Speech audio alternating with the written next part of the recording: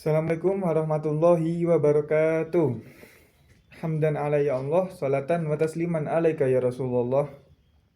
Yang sama-sama kita hormati Bapak Rektor Kampus Universitas Hasyim Asy'ari, Bapak Haris Supratno, yang terhormat Bapak Hanifuddin Mahadun selaku dosen pengampu mata kuliah Psikologi Belajar, yang terhormat Ibu Haja Dr. Khoiratul Idawati selaku dosen pengampu mata kuliah Psikologi Belajar, kedua orang tua saya yang sangat saya cintai, dan tak lupa pula teman-temanku yang insya Allah berbahagia pada pagi hari ini.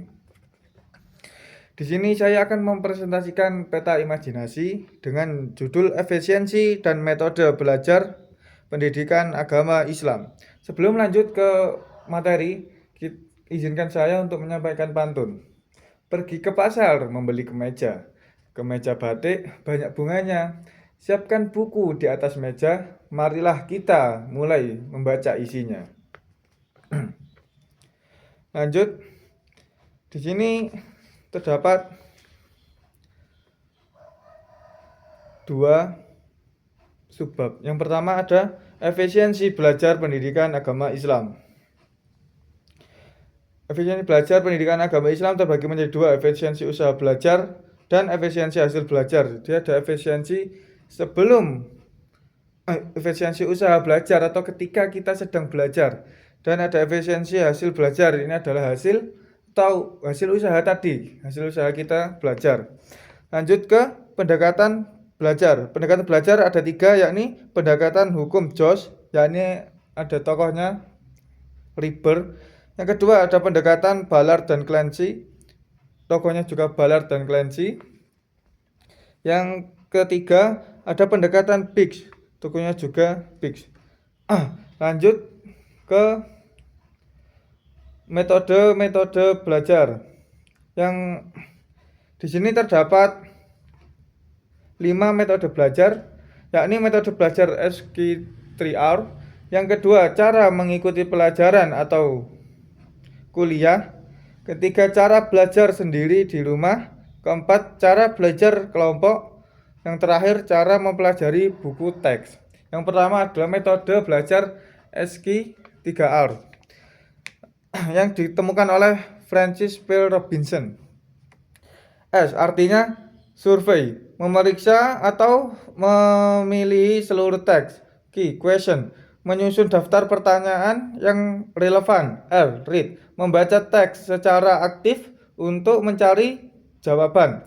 R, recite, yakni menghafal setiap jawaban yang ditemukan. R, review, meninjau ulang jawaban atas pertanyaan yang sudah tersusun. Kedua, yakni cara mengikuti pelajaran atau kuliah. Yang pertama, persiapkan diri dan membaca materi sebelumnya. Kedua, catat poin-poin penting saat kuliah. 3, bertanya jika ada yang kurang paham. 4, atur waktu dengan membuat jadwal teratur. 5, jaga keseimbangan hidup. Ini merupakan sangat penting bagi kita yang sedang melakukan proses pembelajaran, yang sedang menjalankan studinya di SMA, di kampus. Itu sangat penting karena ini menjadi bekal kita untuk mencapai cita-cita, untuk mencapai apa yang kita inginkan. Lanjut ke cara belajar sendiri di rumah. Yang pertama, membuat jadwal belajar yang teratur. Yang kedua, menciptakan ruangan belajar yang nyaman. Yang ketiga, atur waktu belajar supaya efektif. Yang keempat, meminimalkan gangguan. Yang terakhir, jaga kesehatan fisik dan mental. Jika tidak disertai dengan niat yang sungguh-sungguh, agak sulit untuk belajar sendiri di rumah. Makanya kebanyakan anak-anak biasanya mengambil bimbel atau les. Lanjut ke cara belajar kelompok. Yang pertama, tentukan tujuan. Kedua, sepakati waktu dan tempat. Ketiga, pembagian tugas. Keempat, libatkan semua anggota. Kelima, saling membantu. Yang terakhir, apresiasi kerja sama kelompok.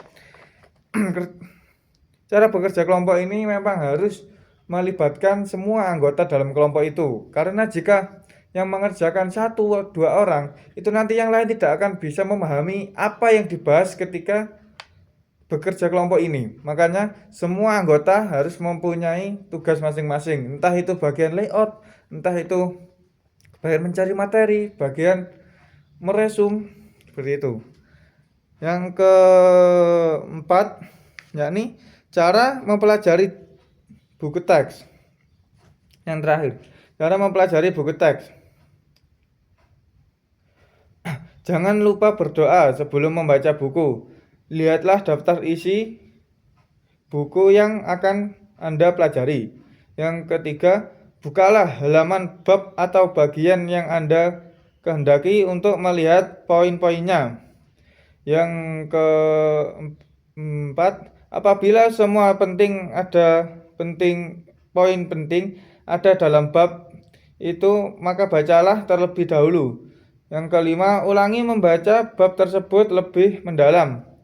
Yang keenam, lihat indeks apabila hal-hal yang Anda baca tidak terdapat maknanya.